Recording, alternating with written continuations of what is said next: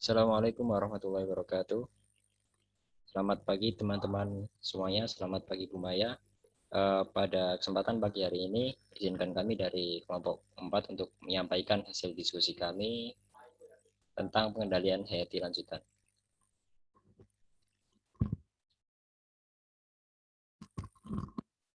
Sebelum masuk ke materi, izinkan kami untuk memperkenalkan diri kami. Yang pertama ada Nadia Kusmasari dengan NIM 125, kemudian Pangestu Haris Pratama dengan NIM 126, Agustina Divasania dengan NIM 129, Aulia Azariza dengan NIM 131, Joshua Kevin Pramudia dengan NIM 135, Ja'far Taufik Amin dengan NIM 136, dan yang terakhir Ahmad Syarif Hidayat dengan NIM 139.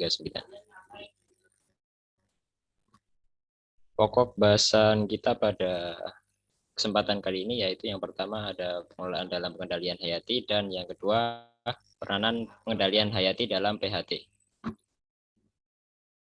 Yang pertama, pengelolaan dalam pengendalian hayati. Ada 3 jenis pengelolaan. Yang pertama ada introduksi pengendalian hayati klasik, kemudian augmentasi, dan yang ketiga modifikasi ekosistem. Yang pertama, introduksi pengendalian hayati klasik. Introduksi pengendalian hayati klasik yaitu pengendalian suatu jenis hama dengan introduksi musuh alami. Pendekatan ini dilakukan jika tidak ada spesies musuh alami yang mampu secara efektif mengendalikan populasi hama. Strategi dari pendekatan ini ialah metode produksi massal dalam jumlah besar agar musuh alami dapat dilepaskan guna mengendalikan serangga hama.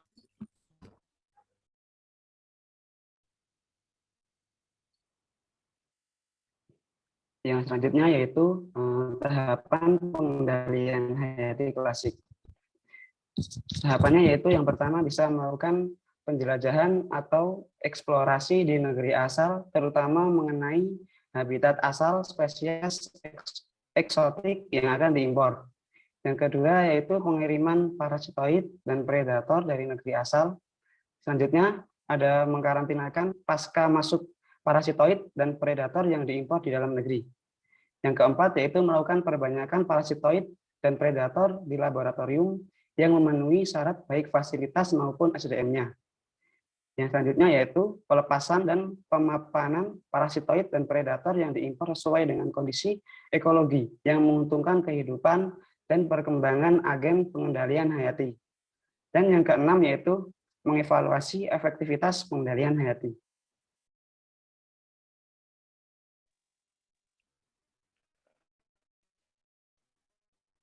Augmentasi adalah penambahan jumlah musuh alami melalui pelepasan musuh alami di lapangan dengan tujuan untuk lebih meningkatkan peranannya dalam menekan populasi OPT. Pelepasan musuh alami secara periodik sesuai dengan kebutuhan dengan efeknya yang menguntungkan.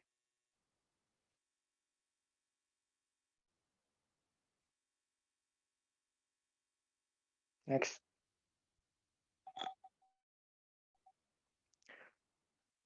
Yang pertama, dengan melepaskan jumlah tambahan musuh alami ke ekosistem agar dapat tanah tambahan jumlah tersebut dalam waktu singkat musuh alami mampu menurunkan populasi hama. Kedua adalah dengan memodifikasi ekosistem sedemikian rupa sehingga jumlah dan efektivitas musuh alami dapat ditingkatkan. Teknik augmentasi sebetulnya sama dengan pelepasan musuh alami dengan teknik introduksi. Dengan teknik augmentasi diharapkan populasi hama dalam sementara waktu atau satu musim atau kurang dengan cepat dapat ditekan sehingga tidak merugikan. Sedangkan dalam pelepasan musuh alami dengan introduksi bertujuan dalam jangka panjang yang mampu menurunkan aras keseimbangan populasi hama sehingga tetap berada di bawah aras ekonomi.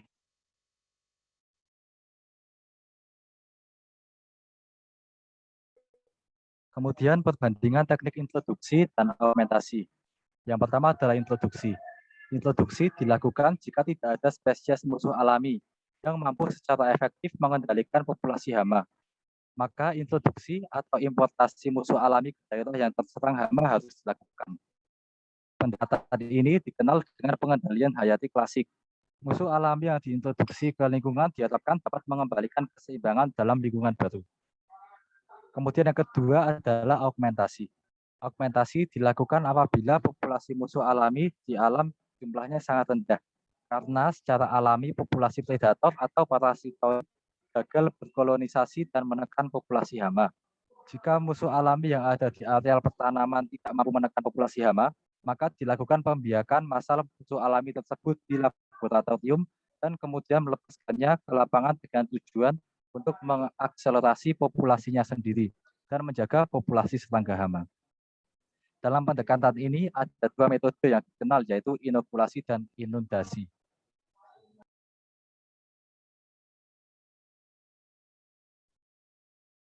Selanjutnya yaitu bentuk cara pelepasan augmentasi yang terdiri dari 3.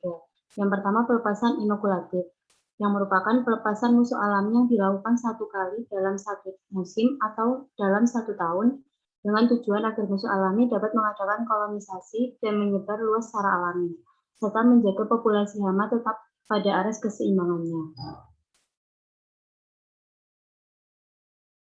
Yang kedua, pelepasan Superman, yang merupakan pelepasan musuh alami yang bertujuan untuk membantu musuh alami yang sudah ada agar kembali berfungsi dan dapat mengendalikan populasi hama. Dan yang terakhir, pelepasan inundatif, yang merupakan pelepasan yang bertujuan agar individu-individu musuh alami yang dilepas secara sekaligus dapat menurunkan populasi hama secara cepat. Pelepasan inundatif sering disebut dengan insektisida biologi.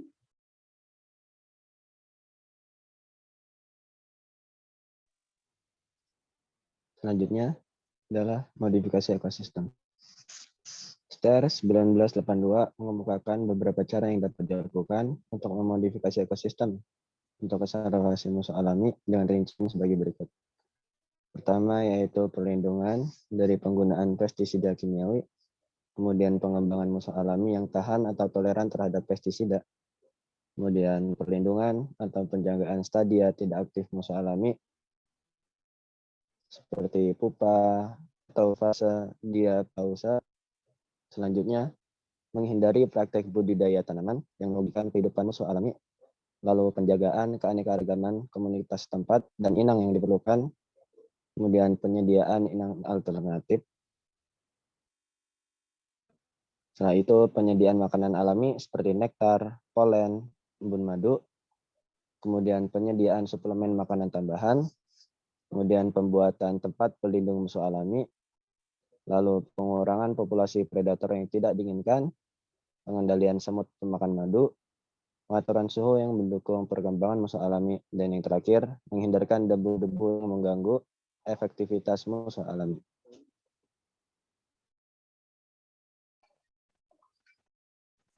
Selanjutnya ada peranan pengendalian hayati dalam PHT.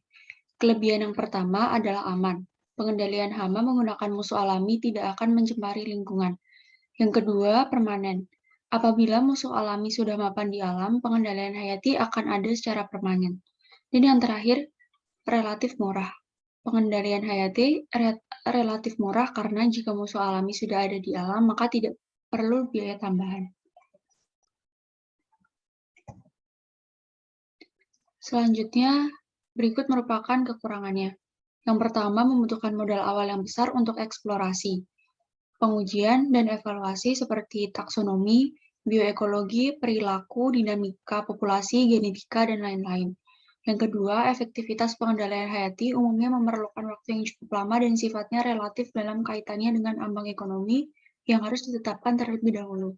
Dan yang terakhir adalah pengembangan pengendalian hayati merupakan pekerjaan yang membutuhkan dukungan sumber daya yang cukup besar dalam hal tenaga ahli, fasilitas, dana, dan waktu, serta tanpa adanya jaminan keberhasilan.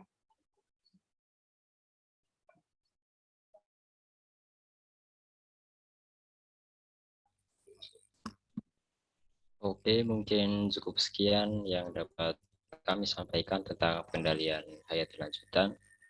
Bila ada teman-teman yang ingin bertanya, kami persilakan untuk bertanya pada kolom komentar. Mungkin cukup sekian. Bila ada kurangnya, kami mohon maaf. Wabillahi taufiq wal hidayah. Wassalamualaikum warahmatullahi wabarakatuh.